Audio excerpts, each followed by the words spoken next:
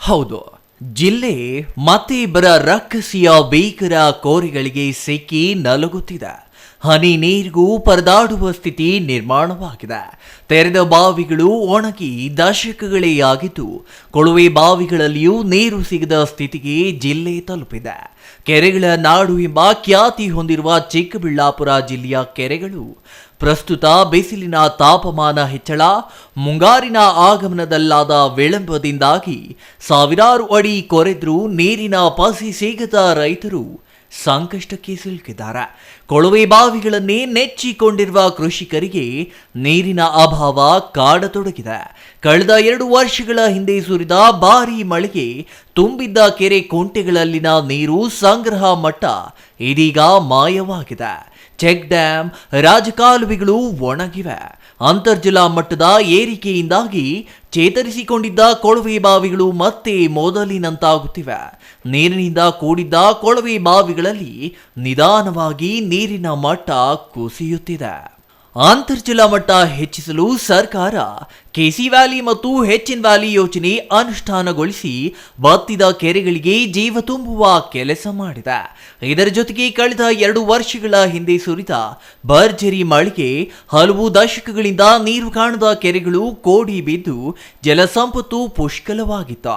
ಆದರೆ ಕಳೆದ ವರ್ಷದಲ್ಲಿ ಮಳೆ ಕೊರತೆ ಜೊತೆಗೆ ಕೆಂಡದಂತ ಬಿಸಿಲಿನಿಂದ ಕೆರೆಗಳಲ್ಲಿ ನೀರು ಮಾಯವಾಗಿ ಅಂತರ್ಜಲ ಮಟ್ಟ ಕುಸಿಯತೊಡಗಿದೆ. ಇತ್ತೀಚೆಗೆ ಬೇಸಿಗೆಯ ಪ್ರಭಾವಕ್ಕೆ 5 ರಿಂದ 10 ಮೀಟರ್ ಅಂತರ್ಜಲ ಮಟ್ಟ ಕುಸಿತ ಕಂಡು ಬಂದಿದೆ. ಬಿಸಿಲಿನ ತಾಪಮಾನದ ಏರಿಕೆಯಿಂದಾಗಿ ಸಹಜವಾಗಿ ಕೆರೆಗಳು ಬರಿದಾಗಿವೆ. ಸಣ್ಣ ಪುಟ್ಟ ಕೆರೆಗಳಲ್ಲಿ ಕಳೆದ ವರ್ಷವೇ ನೀರು ಖಾಲಿಯಾಗಿದ್ರೆ ಜಾನುವಾರುಗಳ ಕುಡಿಯುವ ನೀರಿಗೆ ಹಾಹಾಕಾರ ಉಂಟಾಗಿದೆ. ಜಿಲ್ಲೆಯ ಬಹುತೇಕ ಕೆರೆಗಳು ನಿರ್ಲಕ್ಷ್ಯಕ್ಕೆ ಒಳಗಾಗಿವೆ. ಈ ಕೆರೆಗಳನ್ನ ಅಭಿವೃದ್ಧಿಗೊಳಿಸಿದ್ರೆ ಬಯಲು ಸೀಮೆಯನ್ನ ಹಸಿರು ಸೀಮೆ ಮಾಡಬಹುದು. ಆದರೆ ಸ್ಥಳೀಯ ಹಾಗೂ ಜಿಲ್ಲಾಡಳಿತ, ಜಿಲ್ಲಾ ಪಂಚಾಯಿತಿ, ನೀರಾವರಿ ಇಲಾಖೆಗಳ ನಿರ್ಲಕ್ಷ್ಯದಿಂದಾಗಿ ಕೆರೆ, ಕಾಲುವೆ, ರಾಜಕಾಲುವೆಗಳು ಮುಚ್ಚಿ ಹೋಗುವ ಹಂತಕ್ಕೆ ಬಂದಿವೆ. ಹೂಳು ಗಿಡಗಂಟಿಗಳು ಬೆಳೆದು ಕೆರೆ ಏದಿಯೋ ಇಲ್ಲವೋ ಎಂಬ ಮಟ್ಟಿಗೆ ಕುರುಹು ಕಾಣದಂತಾಗಿದೆ. ಪ್ರಸ್ತುತ ಬೃಹತ್ ಕೆರೆಗಳಲ್ಲಿ ಹೆಚ್ಚಾಗಿ ಜೋಂಡು ಗಿಡಗಳು ಬೆಳೆದಿದ್ದು, ಈ ಕಾರಣಕ್ಕೆ ಕೆರೆಯಲ್ಲಿ ನೀರು ಸಂಗ್ರಹಕ್ಕೆ ತೊಡಕಾಗಿದೆ. ನೀರು ಸಂಗ್ರಹ ಸಾಮರ್ಥ್ಯ ಕಳೆದುಕೊಂಡ ಕೆರೆಗೆ ಎಷ್ಟೇ ಮಳೆ ಬಂದರೂ ನೀರು ಹರಿದ್ರೂ ಪ್ರಯೋಜನವಿಲ್ಲ. ಮಳೆಗಾಲದಲ್ಲಿ ತುಂಬಿ ಕೋಡಿ ಬಿದ್ದರೂ ಈ ಕೆರೆಗಳು ಬೇಸಿಗೆಯಲ್ಲಿ ಬರದಾಡುವ ಪರಿಸ್ಥಿತಿ ನಿರ್ಮಾಣವಾಗಿವೆ. ಇನ್ನಾದರೂ ಸಂಬಂಧಪಟ್ಟವರು ಕೆರೆ, ಕಾಲುವೆ, ರಾಜಕಾಲುವೆಗಳ ಪುನಶ್ಚೇತನಕ್ಕೆ ಕ್ರಮ ಕೈಗೊಳ್ಳಬೇಕೆಂದು ಪರಿಸರವಾದಿಗಳ ಒತ್ತಾಯವಾಗಿದೆ.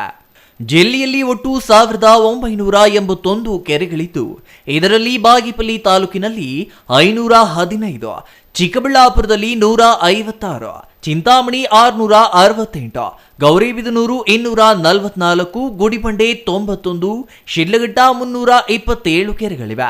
ಆದರೆ ಜಿಲ್ಲೆಯ ಬಹುತೇಕ ಕೆರೆ ಕಟ್ಟೆಗಳು ವೈಜ್ಞಾನಿಕವಾಗಿ ಅಭಿವೃದ್ಧಿಗೊಳ್ಳಬೇಕಿದೆ. ಕೆರೆಗಳ ಹೂಳು ತೆಗೆದು ಸೂಕ್ತ ನಿರ್ವಹಣೆ ಮಾಡಬೇಕು. ಹೆಚ್ಚು ಕಾಲ ನೀರು ಸಂಗ್ರಹವಾಗುವಂತೆ ಕ್ರಮ ವಹಿಸಬೇಕು. ಅಲ್ಲದೆ ಬಲಾಢ್ಯರಿಂದ ಒತ್ತುವರಿಯಾಗಿ ತನ್ನ ಅಸ್ತಿತ್ವವನ್ನೇ ಕಳೆದುಕೊಂಡಿರುವ ಪೋಷಕಾಲುವೆ, ರಾಜಕಾಲುವೆಗಳ ಒತ್ತುವರಿ ತೆರವುಗೊಳಿಸಿ ಕೆರೆಗಳಿಗೆ ಮಳೆ ನೀರು ಸರಾಗವಾಗಿ ಹರಿಯುವಂತೆ ಆದ್ಯತೆಯ ಮೇರೆಗೆ ಕ್ರಮ ಕೈಗೊಳ್ಳಬೇಕೆಂದು ಪರಿಸರವಾದಿಗಳ ಒತ್ತಾಯವಾಗಿದೆ. News bureau, CTV news, Chikkaballapur.